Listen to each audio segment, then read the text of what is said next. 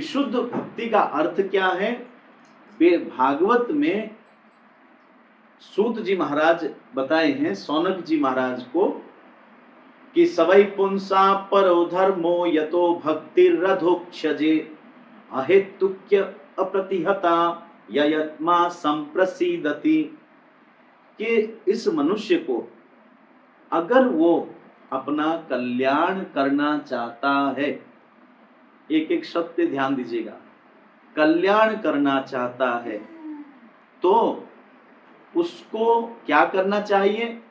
भक्ति रथोक्षजे, उसे रथोक्षजे माने इंद्रियां, मन, बुद्धि, आत्मा से परे वो भगवान श्री कृष्ण, उनकी भक्ति करनी चाहिए। भगवान श्री कृष्ण की ये भक्ति करे तो उसका कल्याण होगा। पहली बात, हम लोग कल्याण का अर्थ क्या समझते हैं? हमारे संसार की छोड़ दो, हमारे भारतवर्ष में अगर किसी पूछो कल्याण का अर्थ क्या समझते हो, तो वो यही समझते हैं कि भगवान की कृपा। और भगवान की कृपा क्या ना जी, 1 लाख था 2 लाख हो गया, भगवान की कृपा। 1 मकान था 4 मकान हो गया, भगवान की कृपा। 2 बेटी थे, तीसरा बेटा हो गया, भगवान की कृपा।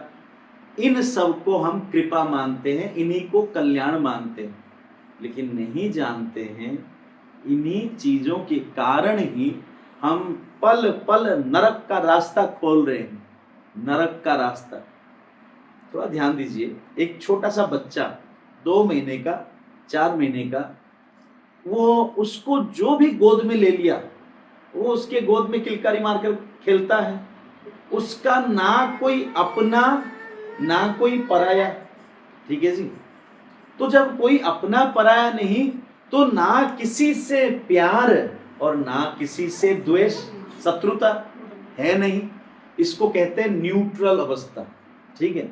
देखो यही अवस्था कबीरदास जी महाराज कह रहे हैं, कबीरा खड़ा बाजार में मांगे सबकी केर, ना काहू सो दोस्ती ना काहू सो बेर। तो ये जो छोटा बच्चा है अभी, इसका ना कोई अपना है ना कोई पराया है। बुद्धि में मम्मी पापा हैं उसके, लेकिन बुद्धि में उसके नहीं है। बुद्धि उसका अपना क्लीन है। अभी मेरा कोई अपना नहीं, कोई पराया नहीं, सब उसके गोद में जाके वो खेलता है। लेकिन ज्यों ज्यों बड़ा होता है, अब माँ बाप सिखाते हैं, बेटा मैं तेरी माँ बोल मम्मी, बाप कहता है मैं तेरा बाप बोल डैडी, और ये तेरा मकान है, ये तेरे भाई बहन, मतलब ये तेरे हैं। अब इसके दिमाग में आ रहा है, तू देख रहा, अच्छा ये शक्ल वाली मेरी माँ है, ये मेरे पिताजी है, ये मकान मेरा है, मेरा मेरा।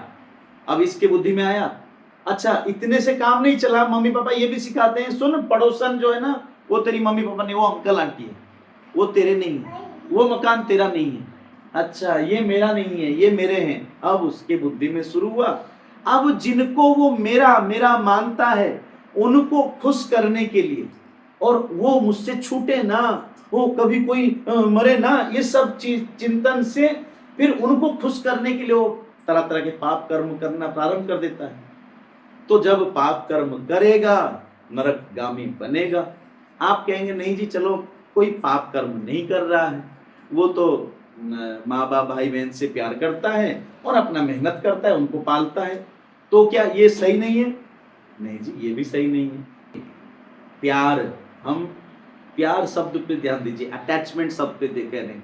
शरीर से मेहनत करने की मना नहीं कर रहे, शरीर से ड्यूटी सेवा करने की बात नहीं कहा जा रहा है, हमारा अटैचमेंट की बात कहा जा रहा है। हमारा अटैचमेंट अगर माँ बाप भाई बहन में हो तो क्या गड़बड़ी है? पति पत्नी बच्चों में है, धन, तो क्या गड़बड़ी है?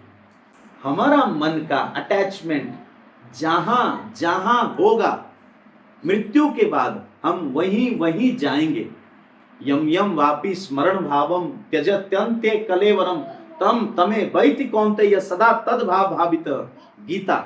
भगवान श्री कृष्ण अर्जुन से कह रहे हैं कि सुनो, तुम्हारे मन का अटैचमेंट, आसक्ति, प्यार जहां जहां होगा, मृत्यु के बाद तुम्हें वहीं वहीं जाना पड़ेगा।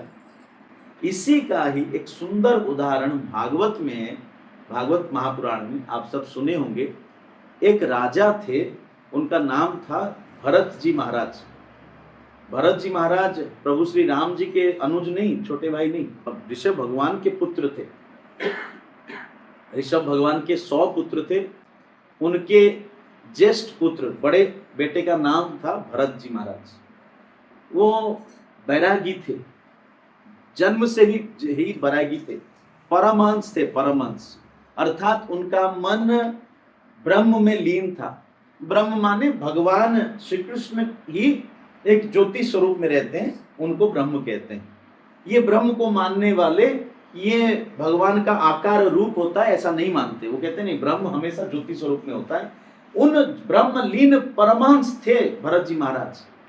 उन्हें राज्य फाज्य में कोई इच्छा नहीं थी, लेकिन ऋषभ भगवान की आज्ञा से वो 1 करोड़ वर्ष तक राज्य किए। ये इस कलयुग की बात नहीं है, त्रेता सतयुग की बात है। 1 करोड़ वर्ष राज्य किए, उसके बाद अपना राज्य बच्चों को देकर वो जंगल में चले गए। जाकर गंडकी नदी के तट पर वो रोज समाधि लगाकर तपस्या करते थे। एक बार स्नान कर रहे थे तो नदी में जल पीने के लिए एक हिरनी आई थी। वो प्रेग्नेंट थी, गर्भवती थी। वो जल पीते समय शेर की गर्जना सुनकर डर गई और नदी में कूद गई। उसका बच्चा गिर गया गर्भ से। वो बेचारी दर्द के मारे और शेर के डर से कहीं दूर जाकर किसी गुफा में पड़कर प्राण त्याग दिया। इधर ये बच्चा, जो हिरण का बच्चा, वो डूब रहा था। भरत जी महाराज देखे, उनको दया आ गया। वो उस बच्चे को किनारे पे लाए, उसका सेवा आदि करने लगे। धीरे धीरे अब छोटा बच्चा किसी का भी वो बड़ा प्यारा लगता है। आप देखो, कुत्ते के बच्चे या सूअर का बच्चा भी बड़ा अच्छा लगता है। तो अब हिरण के बच्चे में इनका मन आ गया, आसक्त हो गए। ये जहां भी जाए हिरण को बच्चे को लेके जाए, खाइते पीते सोईते हर जगह हिरण के बच्चे के साथ ही रहने लगे। तो मन का प्यार हो गया उनको। ध्यान दीजिए, प्यार हो गया। मृत्यु के समय मरने जा रहे हैं, मृत्यु शैया पे पड़े हैं, अपने शिष्यों से बोले कि देखो देखो बच्चों, ये हिरण का बच्चा, इसका कोई नहीं है, मैं ही था इसका, ये अनाथ है, अब तुम लोग इसकी रक्षा करना, जंगल में ऐसे मत भेज देना, वो हिंसक जंतु खा लेंगे, ठीक है। गए, उनका मृत्यु हुआ। तो क्या हुआ, उनका जो अगला जन्म हुआ वो हिरण का शरीर मिला, हिरण के योनि में गए। भगवान की कृपा से, क्योंकि परमहंस थे तो सब बातें स्मरण में था। तब वो सोचे, हाय देखो मनुष्यों, मैं मानव शरीर मुझे मिला था, मैं सब पूरा राज्य, अच्छा राज्य माने कोई छोटे से राज्य की नहीं, पूरे विश्व के सम्राट थे वो, पूरे विश्व के सब कुछ को तृण समान मान के लात मार के मैं जंगल में आ गया। बैरागी, इतना बैरागी था मैं, लेकिन देखो गलती से एक हिरण के बच्चे में आसक्त हो गया, तो मेरा आज क्या हाल है, मैं हिरण के शरीर में पड़ा हूं।